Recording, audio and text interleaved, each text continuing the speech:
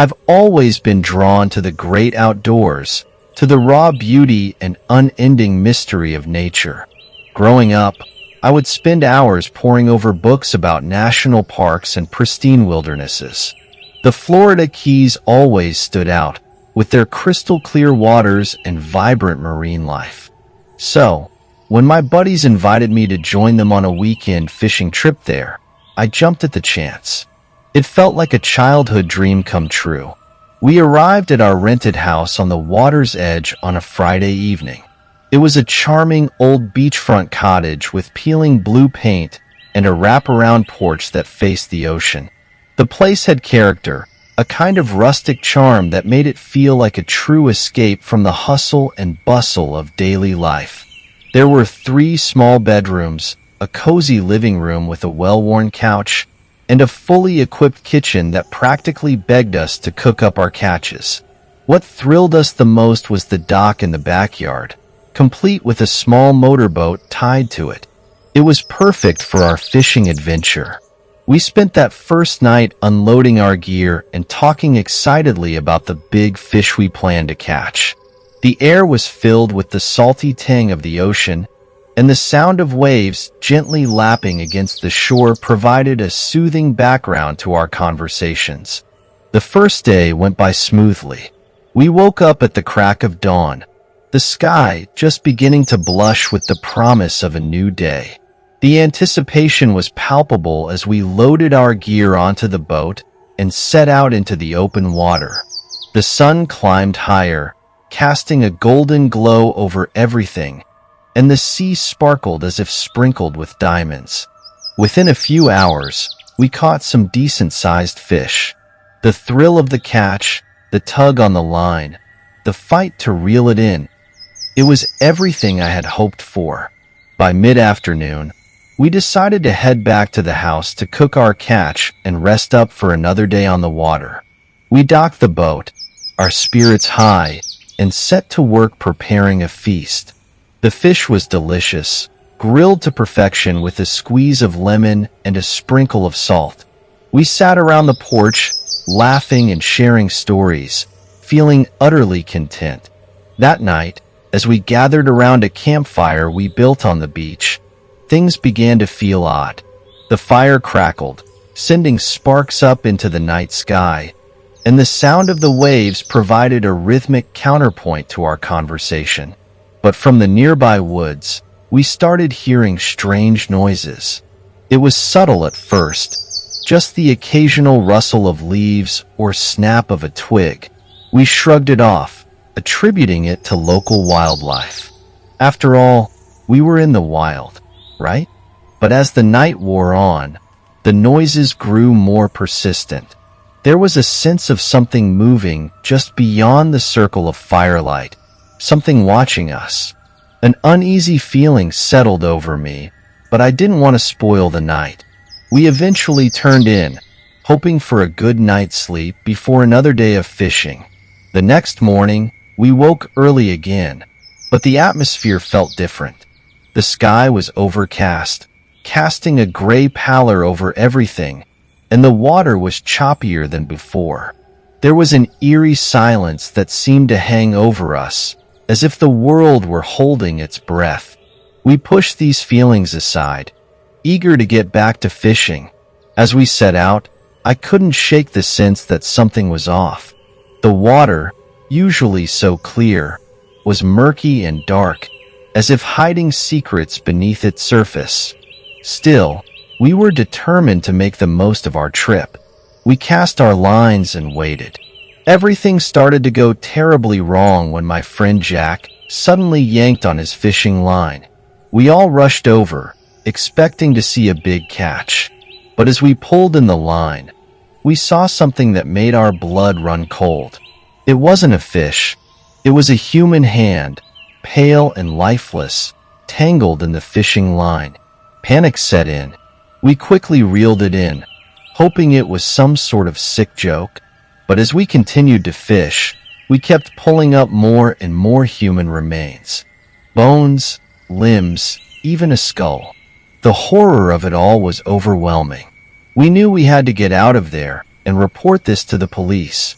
We tried to start the boat's engine, but it wouldn't start. It felt like a cliché horror movie moment, but it was our reality. We were trapped on the boat with this gruesome discovery and no way out. The air was thick with fear and the stench of decay. Then, out of the corner of my eye, I saw something moving through the water towards us. It was a man, but not quite. He was covered in seaweed and algae, his eyes cold and dead. He started to climb onto the boat, and we stumbled back in terror. We fought back with everything we had: fishing rods, tackle boxes, anything we could use as a weapon. But he was relentless. His movements were jerky and unnatural, like a marionette controlled by invisible strings. He lunged at us, trying to bite us with his sharp, broken teeth. That's when we realized this was no man. It was some sort of creature from the deep. Desperation set in as we tried to fend off the creature.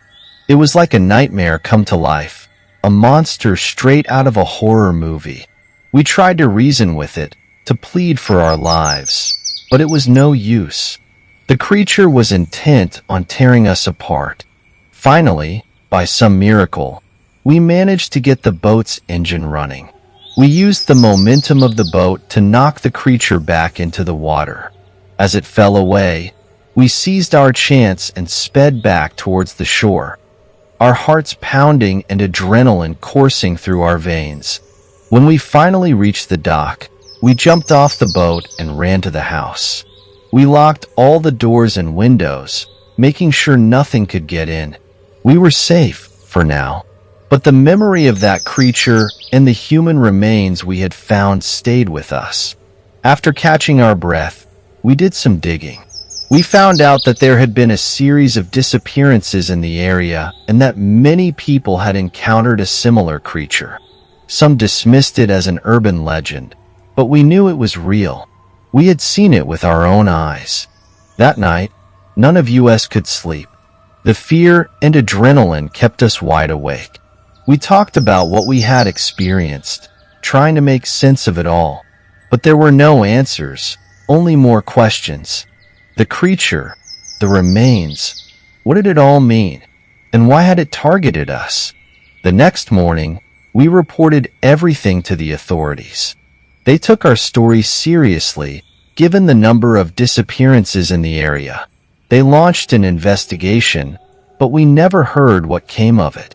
The memory of that weekend haunted us for a long time. I would get nightmares, reliving the terror of that encounter. Despite the fear and uncertainty, I knew that I would return to the Florida Keys one day. The beauty and majesty of the place were too great to resist, but I would be more cautious, more aware of the hidden dangers that lurk beneath the surface. The experience changed me.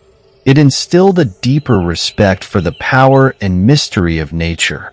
It also strengthened my bond with my friends, knowing we had faced something terrifying together and survived.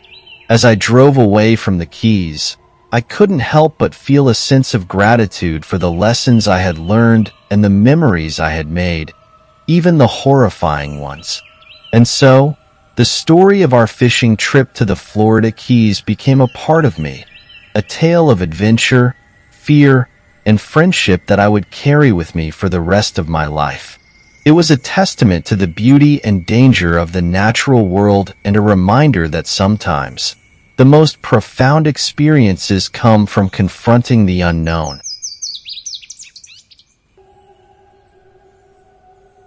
When I was 20 years old, I went fishing with my 84-year-old grandfather for the first time.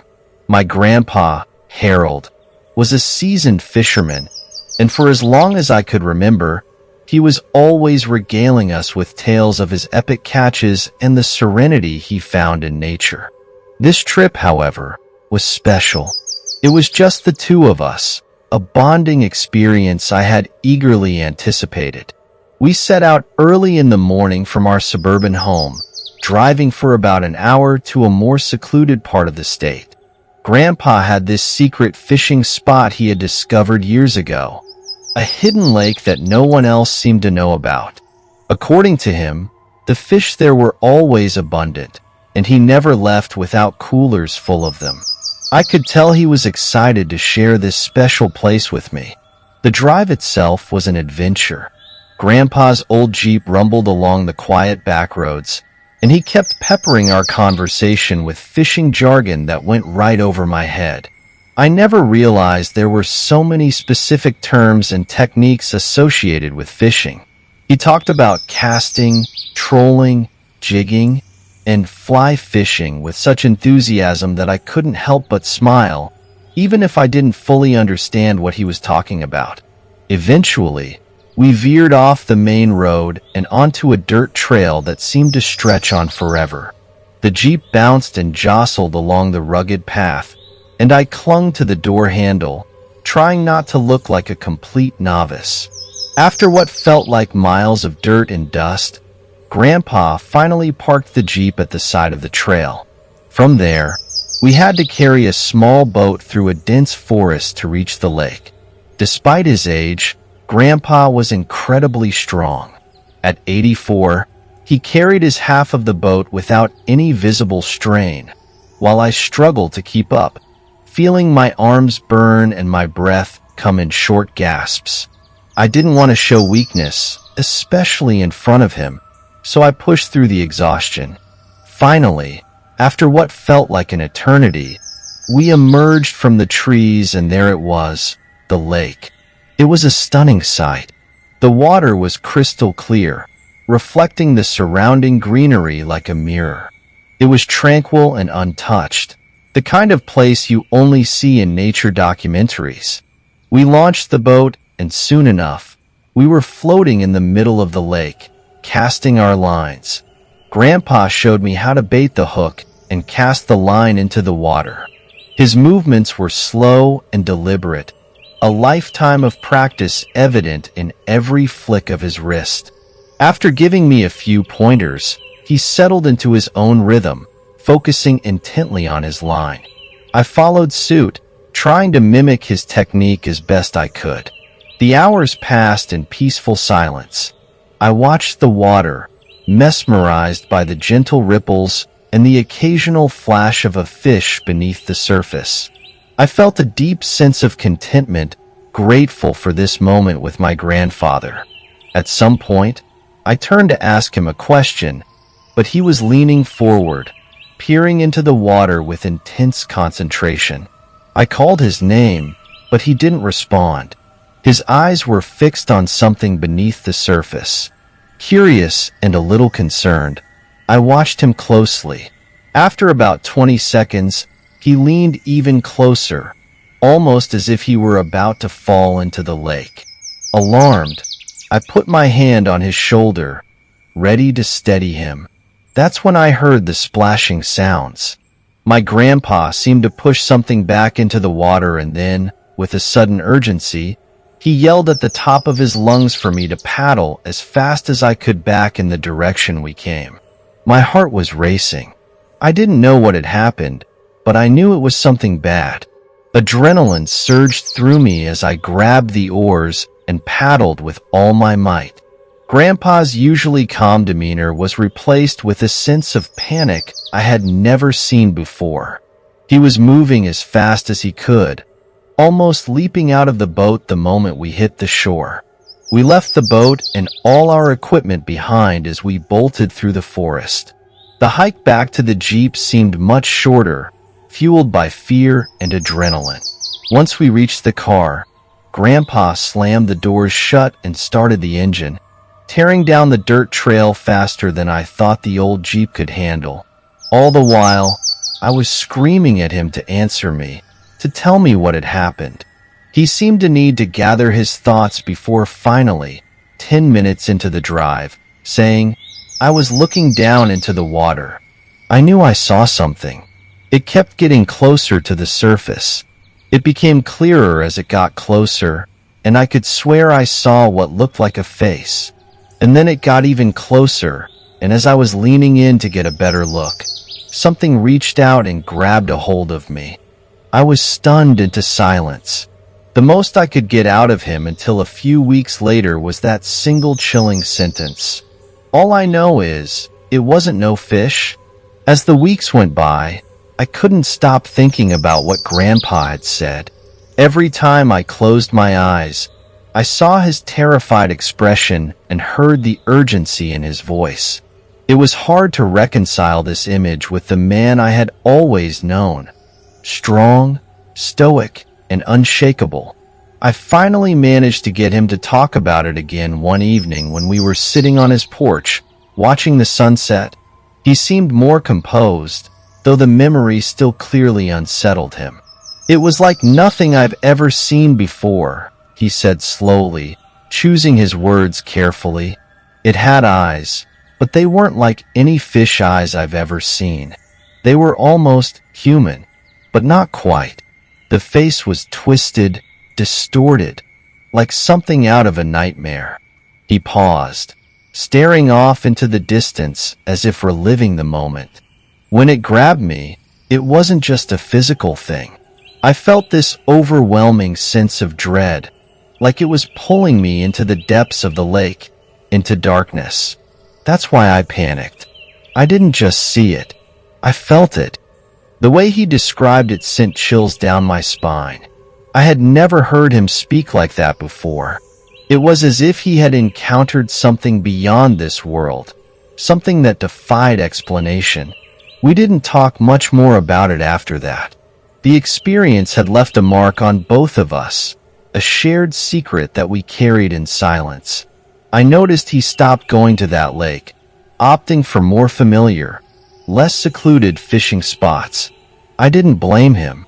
Whatever he had seen that day had shaken him to his core. As for me, I found myself torn between curiosity and fear. Part of me wanted to go back to the lake, to see if I could find any evidence of what had happened. But the other part of me, the part that remembered the sheer terror in my grandfather's eyes, kept me away. Life went on, and I tried to put the incident behind me.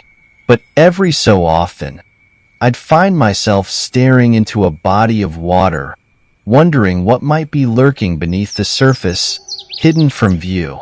Years later, I shared the story with a close friend who was an avid fisherman and amateur folklorist. He listened intently, nodding thoughtfully as I recounted every detail. When I finished, he leaned back and said, "You know, there are legends about creatures like that. Things that live in deep waters, ancient and unseen. They say some lakes and rivers have spirits or entities that guard them, that sometimes show themselves to those who aren't meant to be there." His words echoed in my mind long after our conversation. Was it possible that Grandpa and I had encountered something supernatural, a guardian of the lake? It seemed far-fetched, but the more I thought about it, the more it made sense. There was something about that lake, something otherworldly and powerful. The experience taught me to respect the mysteries of nature, to approach the unknown with caution and humility. It reminded me that there are things in this world that we may never fully understand, and that sometimes it's best to leave certain places undisturbed. Grandpa passed away a few years after our encounter at the lake. At his funeral, surrounded by family and friends, I couldn't help but think about that day.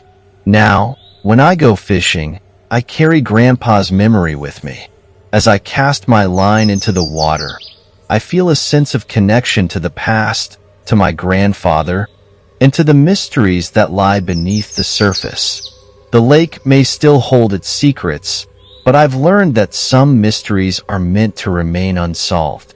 And that's okay, because it's the journey, the experience, and the stories we carry with us that truly matter. Growing up, my favorite thing in the world was going fishing with my two older brothers. We lived in a very rural area, the kind of place where the roads are more gravel than pavement, and the air smells perpetually of pine and earth. Our house was a small, weather-beaten farmhouse with a wraparound porch that overlooked acres of untamed woods. Those woods were our playground. a place where we could escape the watchful eyes of our parents and lose ourselves in the freedom of nature. We would often hike deep into the woods to reach various creeks where we'd spend hours fishing. It wasn't really about what we caught. We rarely snagged anything more than small, wriggling fish.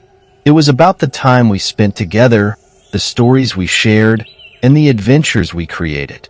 There was something magical about those early mornings when the world was still and quiet, and it felt like we were the only people on Earth. Our fishing days always started the same way. We'd wake up before dawn, our excitement bubbling over as we gathered our gear. The house would be dark and silent, save for the faint creaking of the floorboards beneath our feet and the soft whispering of our voices. My oldest brother, Jack, would lead the way, his silhouette a reassuring presence in the dim light. Ben, the middle brother, would be right behind him, carrying most of our supplies with an easy strength. And then there was me, the youngest, tagging along with my fishing rod and a heart full of anticipation. The hike to our favorite spots was often as thrilling as the fishing itself.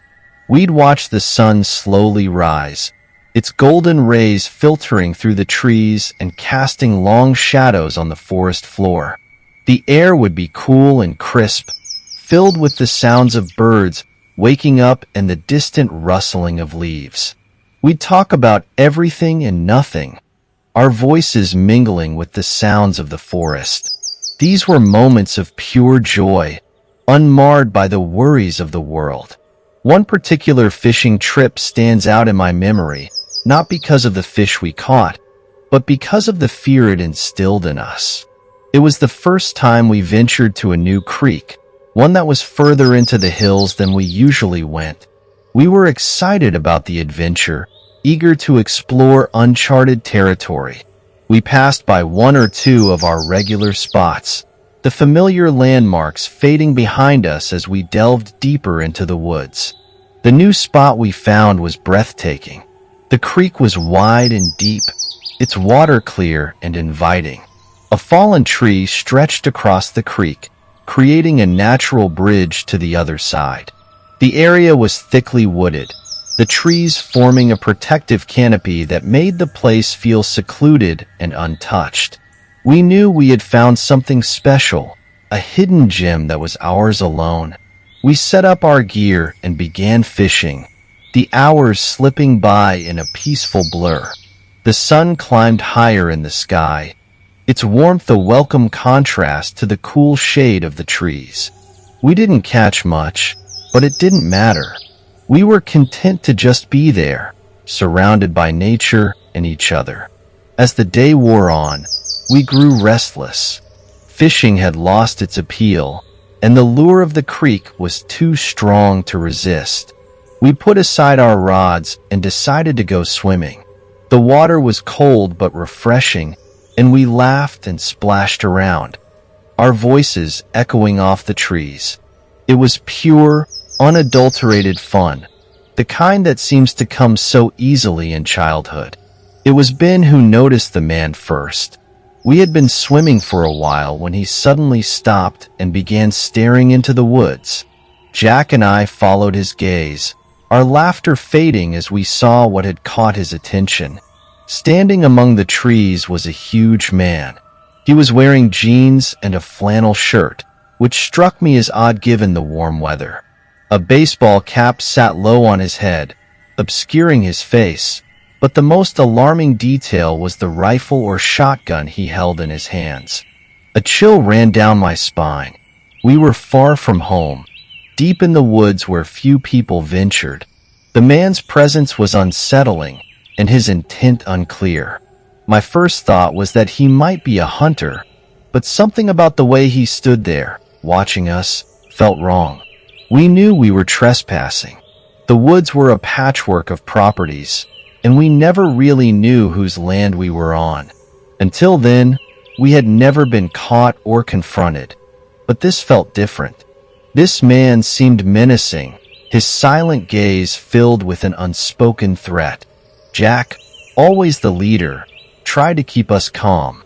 "Let's get our stuff and leave," he suggested, his voice steady but tense. The problem was, our gear was on the same side of the creek as the man. We would have to get closer to him to retrieve it. We started moving slowly toward our things, the water lapping gently at our legs. Suddenly, a shriek pierced the air, a sound so jarring that I stumbled and fell back into the water. Ben pulled me up as we all turned to see an old woman running out of the woods. She was wild-eyed and disheveled, her hair a tangled mess, and she was shrieking like a banshee. "Mine! Mine! Mine!" she screamed, grabbing our fishing gear and clothes. Panic set in. The woman was frantic, clutching our belongings and dropping items as she struggled to hold onto everything. Jack started toward her, shouting, "Stop that!" But Ben held him back, pointing to the man who had begun to move closer, raising his gun as he walked. "We're sorry. We didn't mean to trespass," Ben shouted, his voice cracking with fear. The man didn't respond, his expression unreadable beneath the shadow of his cap. He just kept coming, his weapon held ready. "He's not gonna shoot us," Jack said, more to reassure himself than us. He took a step forward, but the woman brandished a fillet knife, waving it at him. "I'll cut you," she screamed, her voice filled with a crazed intensity. Jack stopped in his tracks, the threat of the knife more immediate than the distant man with the gun. It was a tense standoff, the three of us standing cold and wet in the creek, our hearts pounding in our chests. The old woman gathered our things, her eyes darting between us and the man as if she was taking orders from him. Finally, the man spoke. "Get," he said, his voice low and commanding. We didn't need to be told twice. We turned and swam back across the creek, our movements frantic and uncoordinated. We scrambled up the opposite bank, not daring to look back, and ran into the woods. The hike back was a nightmare. We were in nothing but our soaked shorts, our feet bare and vulnerable to the twigs, rocks, and leaves that littered the forest floor. Every step was painful, but we didn't slow down. Fear drove us, the adrenaline masking the worst of the pain. When we finally stumbled out of the woods and into the relative safety of the open fields near our home, we collapsed in exhaustion. The reality of what had just happened began to sink in, and we were shaken to our cores. We had lost all our gear, but we were alive. That was all that mattered. Back home, our dad didn't scold us for losing our stuff. He just looked at us with a grave expression and said, "There are some messed up people out in the woods. You boys need to be careful." His words were a sobering reminder of the dangers that lurked in the places we thought we knew. It took a long time for us to go fishing again. The woods, once a place of adventure and freedom, now held a darker, more sinister feel. We were more cautious, more aware of the risks. But eventually, the lure of the creek and the call of the wild drew us back. Even now, years later, the memory of that day lingers. It's a story we rarely talk about, a shared experience that bonded us in a way few others could. It's a reminder of our vulnerability, our mortality, and the unpredictability of life. And it's a testament to the strength of our brotherhood, forged in the fires of fear and tempered by the passage of time. I work as a security guard, patrolling a privately owned lake. Unfortunately, I can't disclose the lake's name since it's operated as a business, and privacy is paramount. This lake hosts tournaments 8 times a year, and the largemouth bass here are exceptionally big, catering to serious fishing hobbyists. The lake is owned by a club, and you must pay a monthly or yearly fee to become a member and access the lake for fishing. Nighttime fishing is not allowed as the lake closes at 9 p.m. However, Some people are aware of the lake's reputation for big bass, and they sneak in at night for some illicit fishing.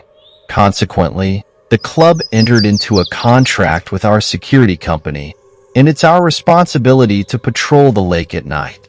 I enjoy patrolling the lake because, being a fishing addict, I sometimes engage in my own fishing during the quieter parts of my shift. One night, during one of my routine patrols, I encountered something that still sends chills down my spine when I think about it. It was around 11 p.m. I was making my usual rounds in my golf cart, the night air cool and crisp, the lake shrouded in an eerie stillness. The moonlight danced on the water, casting long, shadowy fingers across the landscape. As I drove along the path that skirts the lake, my headlights caught a glimpse of movement. Squinting, I saw a kid, likely around 12 years old, walking along the side of the lake, holding a fish in one hand. It struck me as odd because the lake was supposed to be closed, and it was rare to see anyone out here at this hour, let alone a child. I stopped my cart and called out to him, expecting him to run, but he didn't. Instead, he stood there, facing the lake, completely still. As I approached, I noticed that he was avoiding the light from my vehicle, keeping his face turned away from me. "Hey kid, what are you doing out here? Where are your parents?" I asked, trying to sound authoritative but not harsh. He didn't respond immediately. Instead, he slowly turned his head slightly, just enough for me to catch a glimpse of his profile. He raised the fish in his hand, almost as if he were offering it to me. I stepped closer, feeling a strange mix of curiosity and unease. The boy held the fish up higher, and as I reached out to take it, I immediately noticed something was off.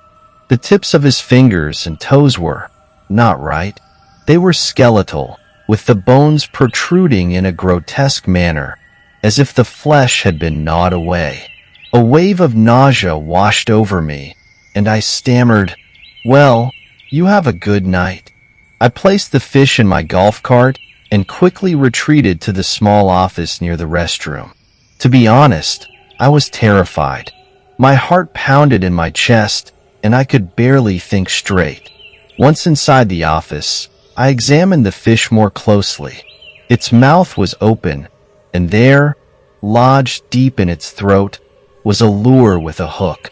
It was clear that someone had caught the fish during the day, but unable to remove the hook, they had likely cut the line and released it back into the water. The fish had later died, and the boy had found it. I decided to take the fish back outside. I placed it gently by the lake and said, "If you still want this fish, come and get it. I'm leaving it here." Then, with trembling hands, I returned to the office and locked the door behind me. The next day, I discussed the incident with the club supervisor, a kind-hearted man who had been working there for years. He listened attentively as I recounted my eerie encounter. When I finished, he sat back and sighed.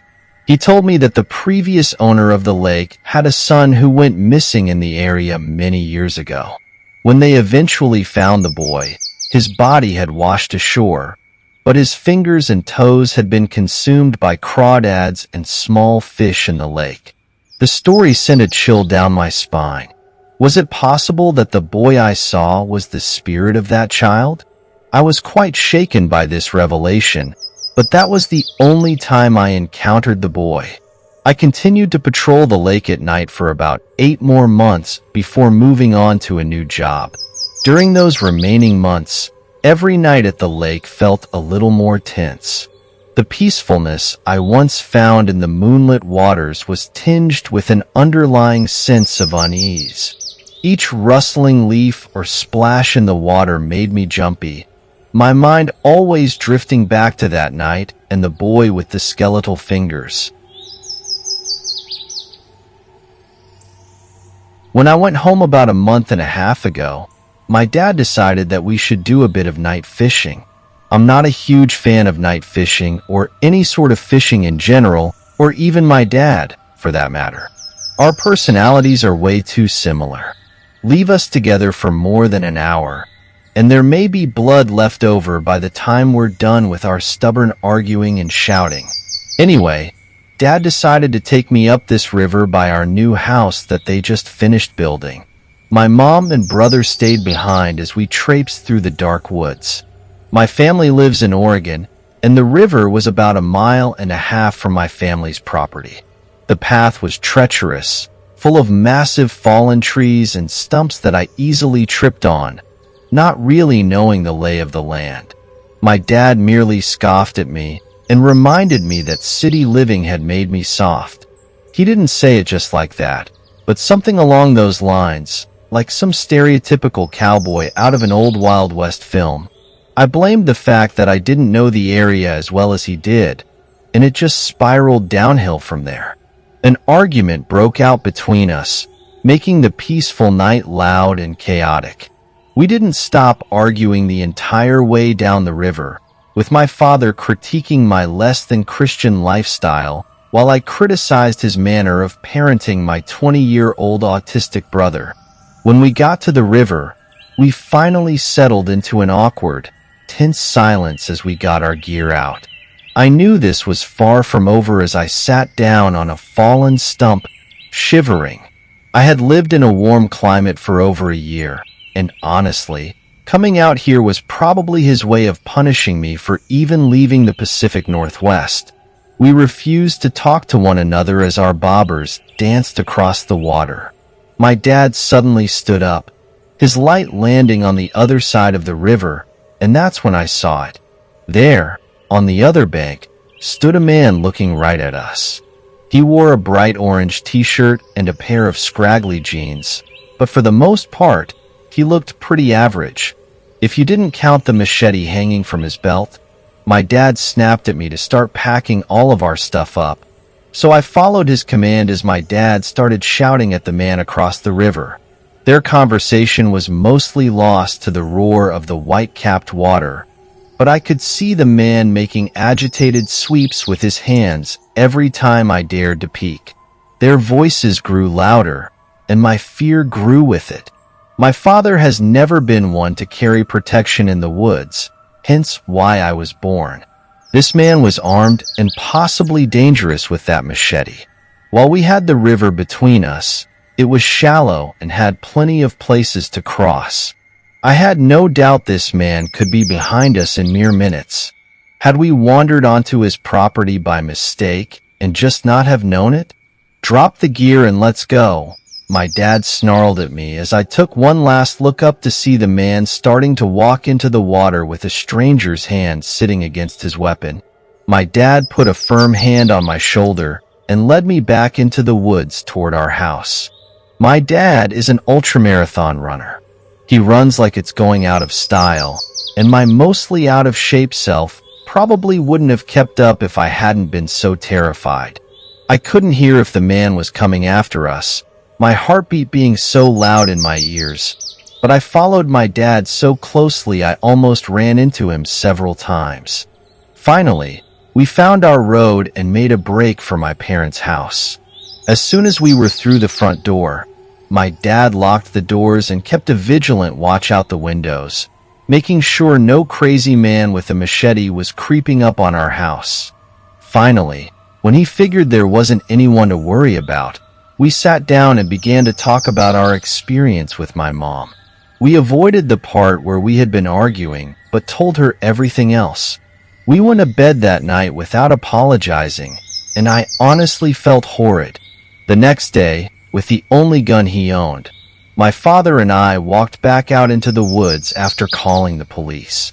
They said there was a guy who enjoyed scaring people off forest land in the area and that we shouldn't be too concerned. Still feeling a bit uneasy, we went back to the place where we had left our gear, both of us apologizing for our lackluster behavior the night before. When we returned to what we believed to be the spot, we saw that our fishing poles had been bent. All the line had been draped from tree to tree, and the tackle box was gone. However, my dad and I didn't fight for the rest of the walk home. Thanks for bringing a temporary truce between me and my dad, crazy man. But let's never meet by the river again. I remember the sense of relief when we finally reached the house. My dad's stern demeanor had softened slightly, and although we didn't say it out loud, I knew we were both glad to be safe. That night, as I lay in bed, I couldn't shake the image of the man with the machete. His presence had been menacing, and the thought of what could have happened if he had crossed the river faster was terrifying. Over the next few days, the event became a topic of conversation between my dad and me. It was strange, but the shared experience seemed to bridge a gap that had existed between us for years. We talked about our fears, our disagreements, and even laughed about our clumsy escape through the woods. It was the first time in a long while that we had connected on such a personal level.